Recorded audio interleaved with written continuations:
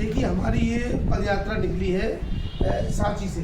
सांची से हम लोग 1 अप्रैल 2025 को निकले थे और 11 मई 2025 को हम लोग बुद्धगया पहुँचेंगे, जहाँ पर सम्मेलन है, महाबुद्ध जयंती है वहाँ, और वहाँ बौद्ध जयंती को बड़े पैमाने पर मनाया जा रहा है।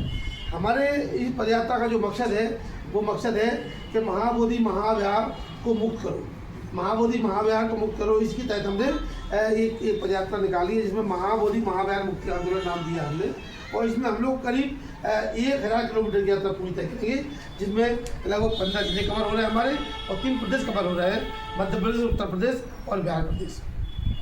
इसमें लगभग कितनी संख्या रहेगी आप लोगों की? देखिए, हम लोग जब जाते हैं तो हमारे पास 25-50 लोग होते हैं। उसके बाद फिर जब हम अगले पड़ाव पर पहुँचते हैं तो वहाँ संख्या हमारी बहुत ज़्यादा बढ़ जाती है, और जब वहाँ संख्या बढ़ जाती है हमारी तो वो जुलूस बन जाता है हमारा। जैसे अभी हम यहाँ से जाएंगे तो आगे हमारा जुलूस बन जाएगा बहुत बड़ा, और हम वहाँ से फिर आगे निकल जाएंगे, ऐसे करके जुलूस बनता जाता है, संख्या बढ़ती जाती है। जो आपका जो अभियान है, जहाँ से आपने शुरू किया और जहाँ पर पहुँचना है, वहाँ लगभग आपकी संख्या क्या रहेगी? देखिए, वहाँ तो इस देश का नहीं, पूरी दुनिया का आदमी इकट्ठा हो रहा है, और लाखों की संख्या में वहाँ पहुँचते हैं। मुझे लगता है कि 12 मई को बुद्ध जयंती है, और 12 मई को जो बुद्ध गया है, पूरा गया डिस्ट्रिक्ट जो है वो जाम रहेगा। क्या कुछ लगता है आपको कि आपका जो आपका सपना है, जो आप बता रहे हैं, सरकार को क्या चेतना देना?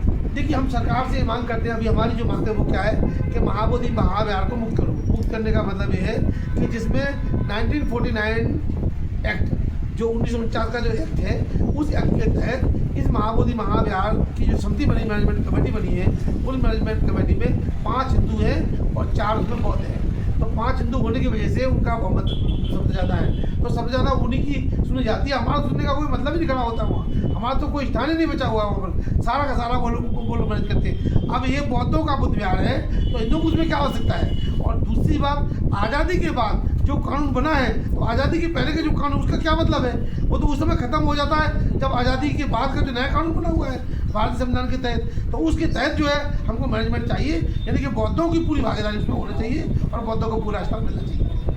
अगर इस पर आपको जो आपका मांग है, यदि पूरी नहीं होती है तो इसके बाद आपका क्या? नहीं, हम लोग तो सतत प्रयास जारी रहेगा। हमारा आंदोलन 12 मई के बाद भी जारी रहेगा।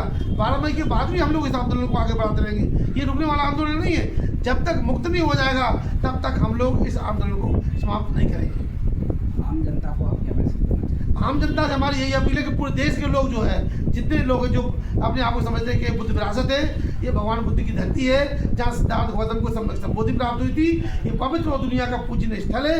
इस पूजनीय स्थल पर वो 12 मई को बड़ी तादाद में वहाँ पहुँचे, ताकि इस देश की सरकार को पता चले, प्रदेश सरकार को पता चले कि वास्तव में बौद्धों की बड़ी जांच मांग है।